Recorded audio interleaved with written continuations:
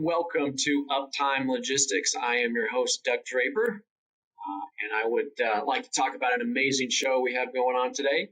Uptime Logistics, as you know, is sponsored and produced by Cap Logistics.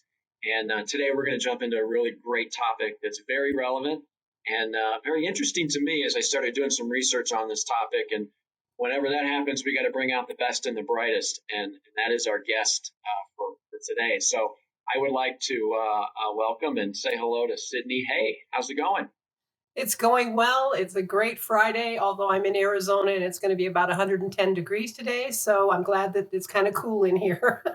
Yeah, for sure. It is that time of year for sure. So before we jump into it, I wanted to do a little bit better introduction with you and our group. But there's a couple of things you're involved with. One is called the Southwest Policy Group, and then another entity called AMIGOS, which is an acronym, and we're going to have you jump in on that one first. But I also wanted to let our audience know that you graduated summa cum laude from Kansas Newman College. That's actually now referred to as Newman University in Wichita. And Sydney and I spoke about it because that's where I grew up. So we talked about the beer halls and the things that we used to haunt together. But it's great to talk to somebody who knows Wichita. Yes. You've owned your own public relations firm. Like I said, that's Southwest Policy Group.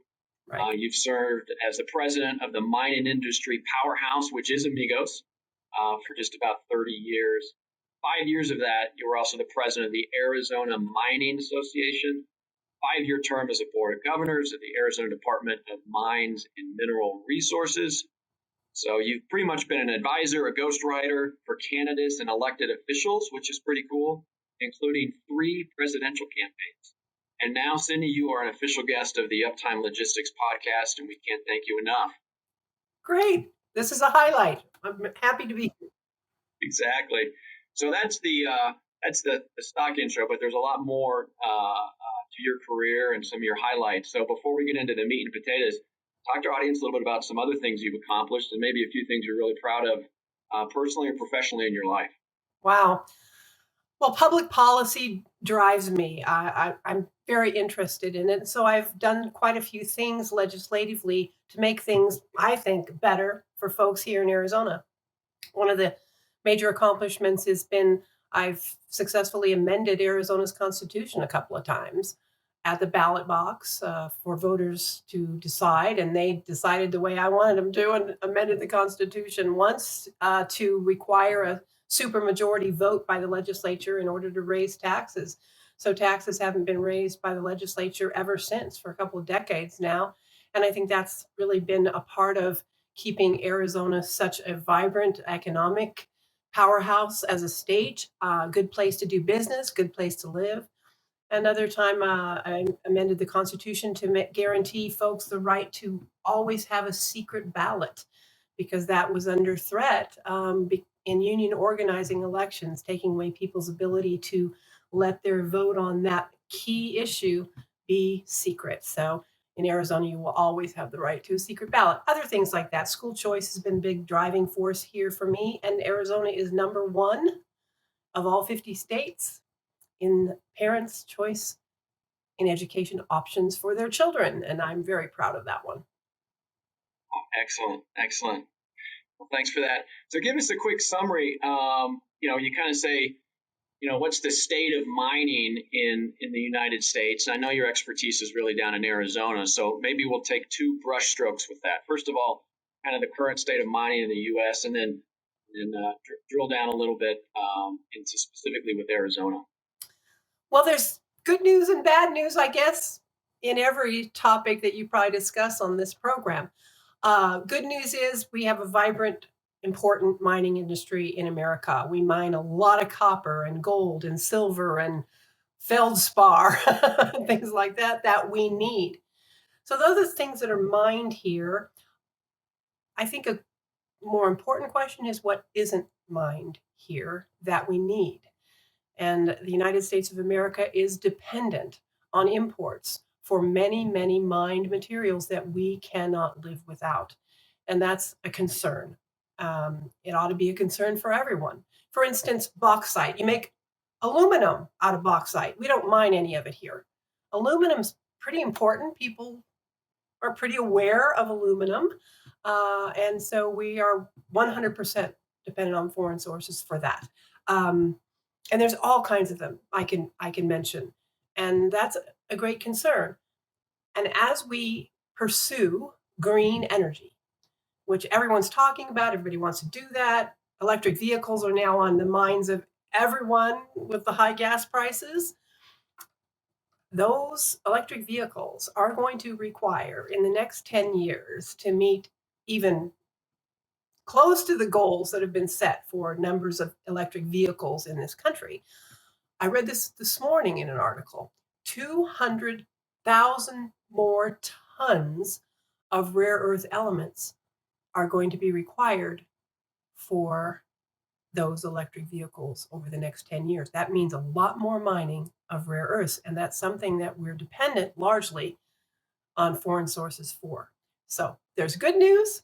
Mining's going great, but there's some real concerns as we head into the future as how much we're going to need. Yeah. So maybe talk a little bit about how mining affects the general public. You talked a little bit about aluminum, right? But I think there's a lot of folks that may not realize I was about to say the cell phones that we have and everything else. So thread that needle about things that are happening in the mine versus how that impacts people and what they touch, feel, and interact with on a daily basis. There's an old saying that people used to say, or I've seen it on bumper stickers in the past, if it's not grown, it has to be mined. And that's pretty much it. So as you touch this phone or this equipment that we're engaged together with, all of that requires a vast amount of mine materials.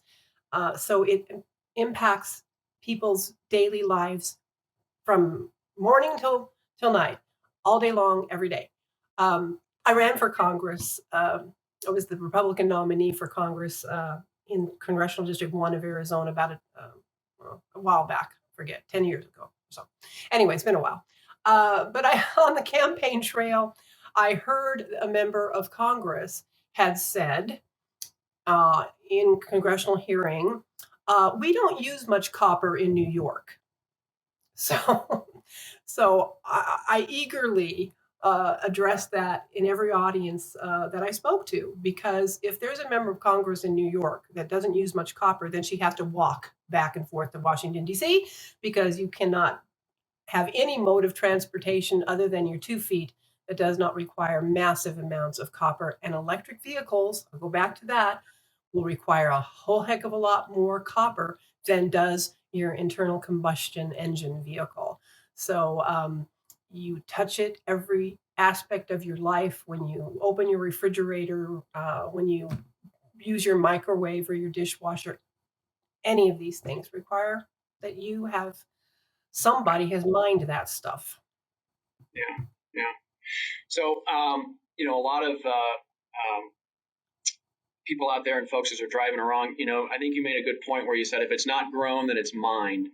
And when people see a mine, they see like strip mining and the earth being turned up, and it's a visual, and it's like what's happening over there, and there is a perception of potentially destroying the earth, right? Which I know is not the case at all. I don't want to be too dramatic on that stuff, but there's a lot of misconceptions of what's going on out there, technologies that are around with minimizing impact to the environment.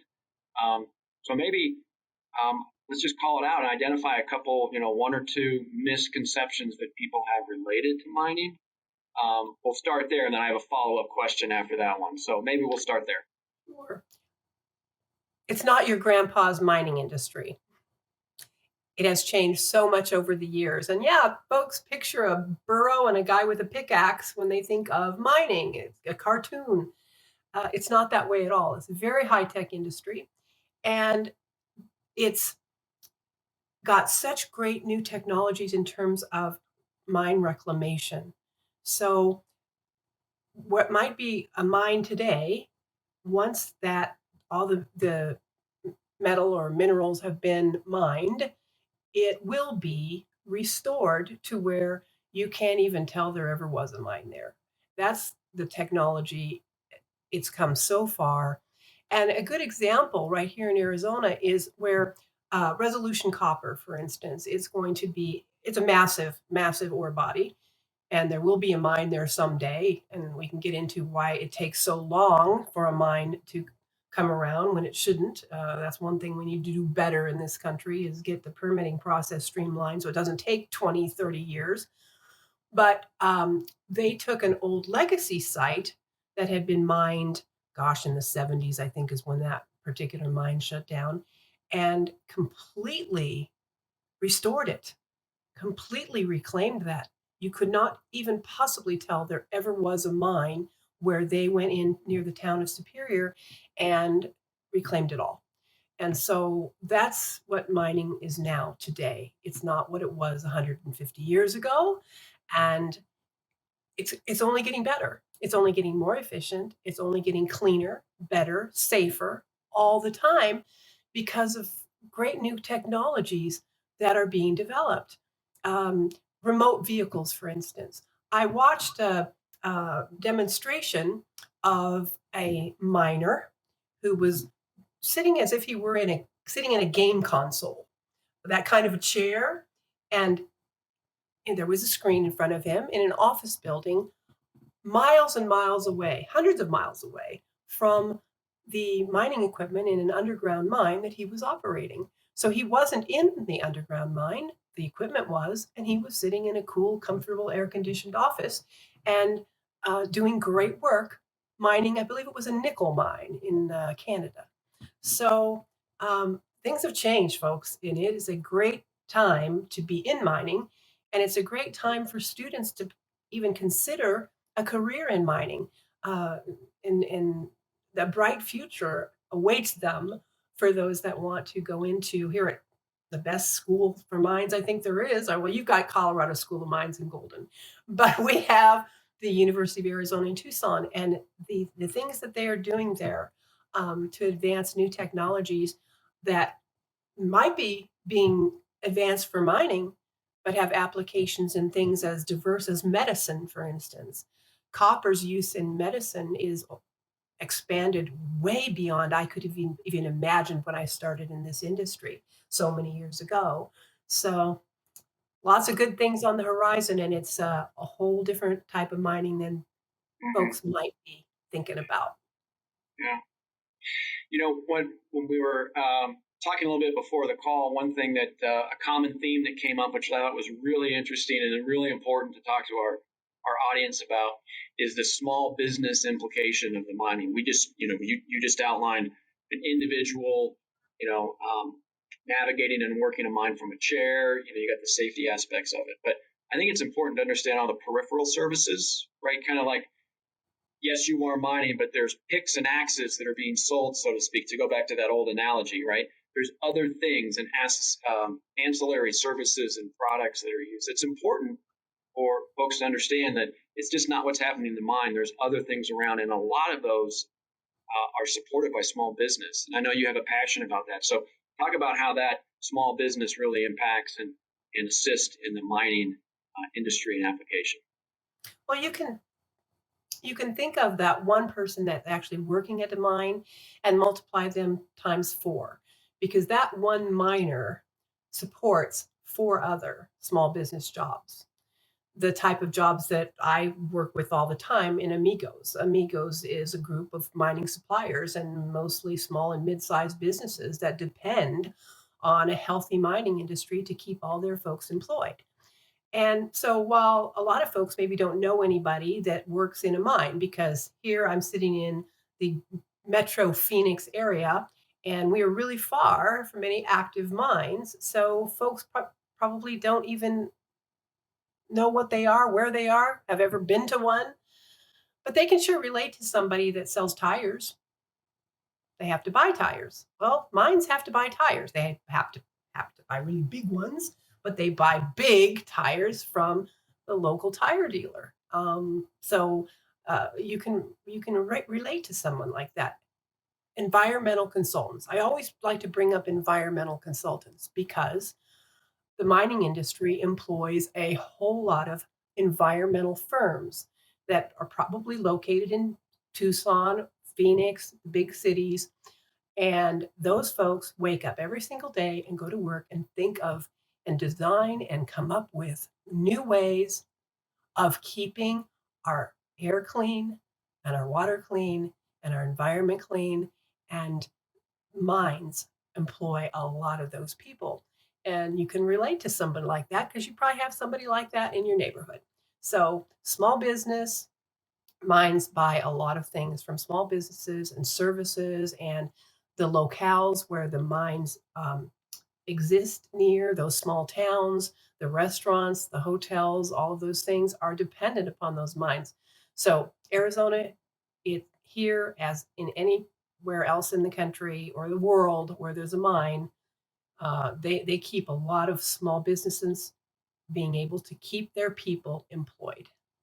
I know there was a couple other industries that aren't, directly impact. You talk about restaurants and things, but I know there's a lot of consulting services. You got the reclamation. You have all these high-tech applications going on in mines a little bit. Some of those may be local, and some of them maybe not. But maybe talk about those three: the high-tech, the safety, and reclamation, and how those are growing and are an important part of an ancillary support mechanism. Well, I'll start by saying that when I started with Amigos almost 30 years ago now, I would hear a presentation from a general manager of some mine here in the state or elsewhere, and they would say something like, and we expect that our mine life will be 20 years remaining. So, in other words, 20 years later, they expected the mine would be in closure and reclamation. Well, now it's longer, it's almost 30 years, and those same mines are still operating. And you hear the same the person speaking on behalf of that mine. It might be a different person, but the person that's in charge of that mine is speaking today and saying, well, we expect our mine life to be 29 years from now. Now, some of it's because of new exploration, yes, but a lot of it is because of the new and improved technology that is enabling the mind of what would have been considered waste rock 20 years ago is now going back and being mined again. And that just is only going to get better. It's only going to improve. So, and that's good because as I said from the beginning, we are going to need so much more mined material in this country and throughout the world to meet the demands that are coming for these metals and minerals, and so we're going to need a lot more of it. Thankfully, new technologies are going to enable that to happen. You mentioned safety. Safety's job one. We always say it every day when we finish meetings in the mining industry. We ask people, have a great day. Well, it's often have a safe day. Safety is number one in the mind of the mines every day.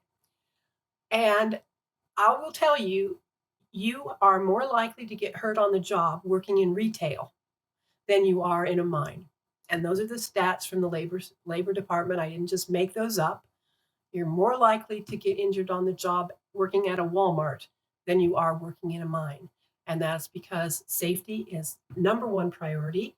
And every single day, you have that as a focus of from the top to the entry level worker. That is the most important focus is safety. Mm-hmm. That's good. It's getting better all the time. What was your last one? You said technology, safety, and I forgot the third one.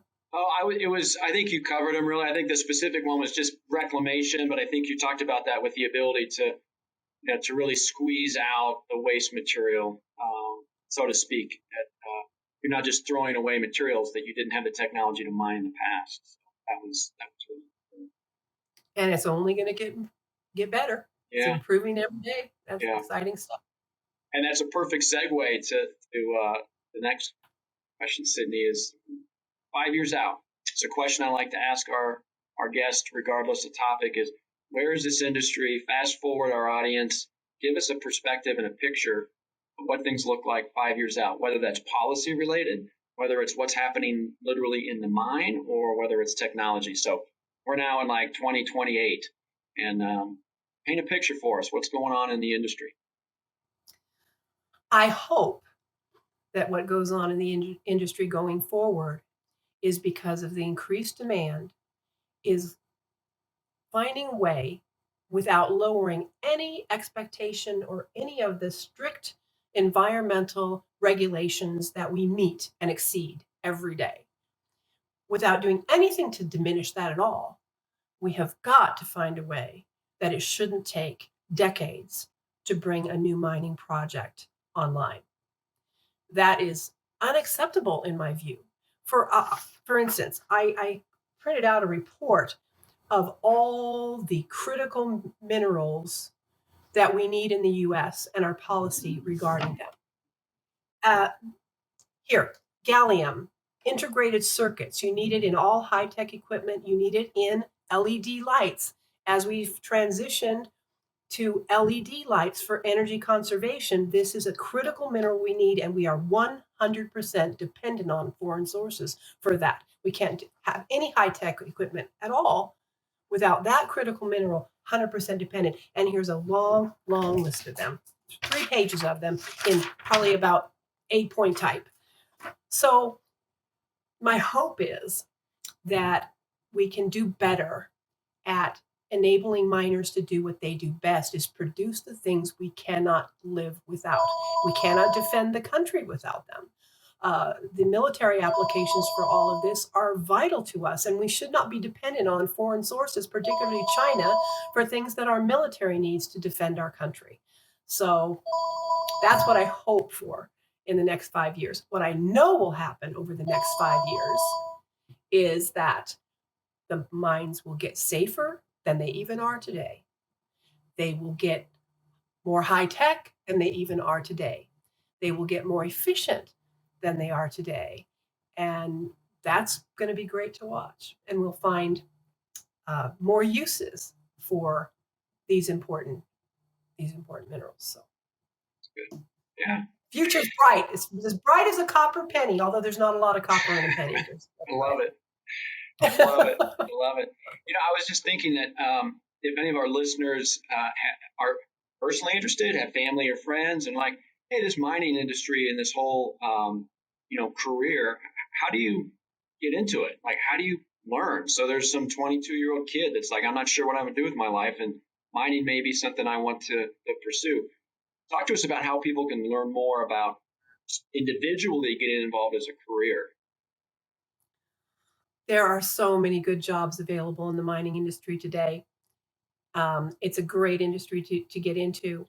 Now, you can go and get an apprenticeship if you're interested in you want to get your hands dirty and, work on engines and things like that.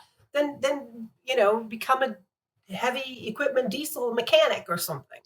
Uh, those have 6-figure incomes in the mining industry, and that for that you go to a trade school. So there's the trades. You can go into go to a trade school job fair and see what they have and see what looks like fun, and only you get to play with the big toys. So that's one way. But then there's also the engineering degrees, chemical, geological, metallurgy. There's all of those opportunities there in the sciences, and University of Arizona is a great source for those type of degrees, as is Colorado School of Mines. So that's another way to go. So, but don't dismiss the trades, because those are really good jobs and don't require a college degree necessarily, a trade school program perhaps. And there's lots of jobs available right now for those folks. That's great. Well, tell us one more time about AMIGOS. I love the acronym, so I know we spoke a little bit about it, but tell us about that organization again and your policy company. How do folks get in touch with you? And tell us more about what you're doing in those specific entities. Right. AMIGOS, as you said, it's an acronym. It stands for Arizona Mining and Industry Get Our Support. But we really are just friends. We're the mine's best friends. And what we do for the industry, because as we said, folks can relate to somebody that's a small business owner in their local community And so when the mines have permitting going on, and so they have public comment opportunities. It's the members of AMIGOS that stand up and be counted and let the regulators and the governmental officials all know that I couldn't keep my X number of employees on these high paying jobs without this mine going forward. So we do a lot for the mining industry in that regard. Although lately, with Zoom meetings, we've been having a lot more than Arizona mines being introduced to our mining suppliers. So we probably should change the A to America because we've been talking to mines from all over North and South America. And so our suppliers are being introduced to a lot more customers. And right now, with supply chain issues, you deal with them all the time. Mines are going to need to have even a deeper bench, as it were, of suppliers. Because if one particular supplier ends up having trouble getting that particular product they need, well, then they've got a bench of others to call upon. So it's a good time for folks that are, in small businesses to look at selling their goods and services to the mines because they sure buy a heck of a lot of them. So Good. it's a good time to be an amigo. Our website is miningamigos.com. And there you can see it's really more of a buyer's guide. It's like a catalog almost, where if someone in the mines is looking for a particular brand of motor or pump or something like that, they can just enter that keyword and up will come the names of the suppliers and their contact information that provide that product or service for for the mines, like Cap Logistics is there. If you're looking for needing to get something from point A to point B and you don't have a lot of time to do it, you can find that on our website, and the mines need that a lot. So Great, great. Well, Cindy, I can't thank you enough for joining us today. It's been real educational for me, and I'm sure with our audience as well. There's a lot more what's going on underground and on top of it to support than I think we may realize. And you did an excellent job of explaining everything to us. So I can't thank you enough for joining us today on Uptime Logistics. I really appreciate your time. well, thank you. It's been an honor to be here. And I know some things about mining, but one thing I know is I don't. I learn something new every single day as the mining industry grows and changes and adapts, and it will on into the future. So it's fun. Nice. And we'll just leave it there. I appreciate it, Cindy. And I'd like to thank our audience for joining us today on Uptime Logistics. Obviously, it's powered by Cap Logistics. We can't thank them enough. You can find more information about the show in the description below. Don't forget to like and subscribe to Cap Logistics channel. And please visit caplogistics.com for customized transportation solutions, including in the mining industry.